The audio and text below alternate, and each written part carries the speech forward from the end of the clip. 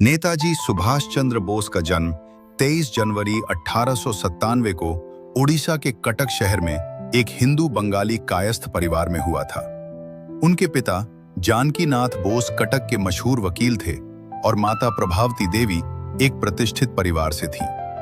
जानकीनाथ बोस ने पहले सरकारी वकील के रूप में कार्य किया, फिर निजी प्रैक्टिस शुरू की। वे कटक महापालिका में लंबे समय तक कार्यरत रहे और बंगाल विधानसभा के सदस्य भी रहे। अंग्रेज सरकार ने उन्हें राय बहादुर की उपाधि दी थी। जानकीनाथ और प्रभावती की कुल 14 संतानें थीं, 6 बेटियां और 8 बेटे। सुभाष उनकी 9वीं संतान और 5वें बेटे थे। अपने सभी भाइयों में उन्हें सबसे अधिक लगाव शरद चंद्र बोस से था, जिन्हें वे प्यार से मेजदा कहते थे। मात्र 15 वर्ष की आयु में ही सुभाष ने विवेकानंद साहित्य का गहन अध्ययन कर लिया था। 1915 में उन्होंने इंटरमीडिएट की परीक्षा द्वितीय श्रेणी में उत्तीर्ण की। 1916 में प्रेसिडेंसी कॉलेज में एक विवाद के कारण उन्हें 1 वर्ष के लिए निष्कासित कर दिया गया। इसके बाद उन्होंने स्कॉटिश चर्च कॉलेज में प्रवेश लिया और 1919 में बीए प्रथम श्रेणी से उत्तीर्ण किया। साथ ही कलकत्ता विश्वविद्यालय में दूसरा स्थान प्राप्त किया।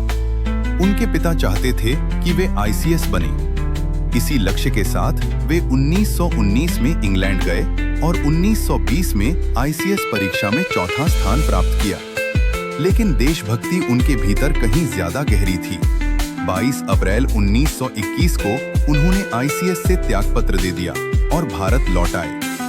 देशबंधु चित्तरंजन दास से प्रेरित होकर सुभाष ने उनके साथ काम करने की इच्छा जताई। भारत लौटते ही वे मुंबई गए और महात्मा गांधी से मिले। 20 जुलाई 1921 को गांधी और सुभाष की पहली मुलाकात हुई। गांधी ने उन्हें कोलकाता जाकर दास बाबू के साथ काम करने की सलाह दी। उस समय असहयोग आंदोलन चल रहा था और सुभाष पूरे जोश के साथ इसमें शामिल हो गए। चौरी चौरा कांड के बाद आंदोलन बंद हुआ तो दास बाबू ने स्वराज पार्टी बनाई।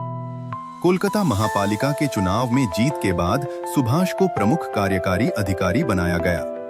उन्होंने प्रशासन में बड़े बदलाव किए, अंग्रेजी नामों को भारतीय नामों में बदला और स्वतंत्रता सेनानियों के परिवारों को नौकरी दी। धीरे धीरे सुभाष एक प्रभावशाली युवा नेता बन गए। जवाहरलाल नेहरू के साथ उन्होंने इंडिपेंडेंस लीग शुरू की। 1927 में उन्होंने साइमन कमीशन के विरोध का नेतृत्व किया। 1928 में नेहरू रिपोर्ट बनी, जिसमें उन्हें सदस्य बनाया गया। सुभाष का जीवन संघर्षों से भरा था। उन्हें कुल 11 बार जेल जाना पड़ा। 1921 में पहली बार 6 महीने की सजा हुई। 1925 में उन्हें बिना मुकदमा चलाए मांडले जेल भेज दिया गया। वहीं उनकी तबीयत बहुत खराब हुई और उन्हें तपेदिक हो गया। 1930 में जेल में रहते हुए ही वे कोलकाता के मेयर चुने गए। 1932 में उन्हें फिर जेल जाना पड़ा। इस बार अल्मोड़ा जेल में रखा गया। इसी दौरान उनके जीवन में एमिली शेंकल आईं। दोनों के बीच प्रेम हुआ और 1942 में उन्होंने विवाह किया। उनकी पुत्री का नाम अनीता बोस रखा गया। 1938 में सुभाष कांग्रेस अध्यक्ष बने। उन्होंने योजना आयोग और विज्ञान परिषद की स्थापना की। 1939 में गांधी जी के विरोध के बावजूद वे चुनाव जीत गए, लेकिन मतभेद इतने बढ़े कि उन्हें इस्तीफा देना पड़ा। 3 मई 1939 को उन्होंने फॉरवर्ड ब्लॉक की स्थापना की। अंग्रेज सरकार ने उन्हें नजरबंद कर दिया, लेकिन सुभाष रुकने वाले नहीं थे। 16 जनवरी 1941 को वे भेष बदलकर घर से निकल गए। काबुल, रूस होते हुए जर्मनी पहुंचे।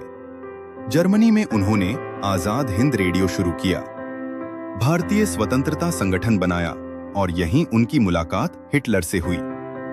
1943 में वे सिंगापुर पहुंचे। उन्होंने हिंद सरकार की स्थापना की और स्वयं राष्ट्रपति, प्रधानमंत्री और युद्ध मंत्री बने। आजाद हिंद फौज का नेतृत्व करते हुए उन्होंने जोश भर देने वाले नारे दिए। जय हिंद, तुम मुझे खून दो, मैं तुम्हें आजादी दूंगा। दिल्ली चलो। उन्होंने अंडमान निकोबार द्वीपों का नाम बदलकर शहीद और स्वराज रखा। इंफाल और कोहिमा में युद्ध हुआ, लेकिन अंततः उन्हें पीछे हटना पड़ा। 18 अगस्त 1945 को ताइहोकू में विमान दुर्घटना की खबर आई। कई आयोग बने, लेकिन उनकी मृत्यु आज भी एक रहस्य बनी हुई है। आजाद हिंद फौज और उनके संघर्ष का भारत की स्वतंत्रता पर गहरा प्रभाव पड़ा। 1946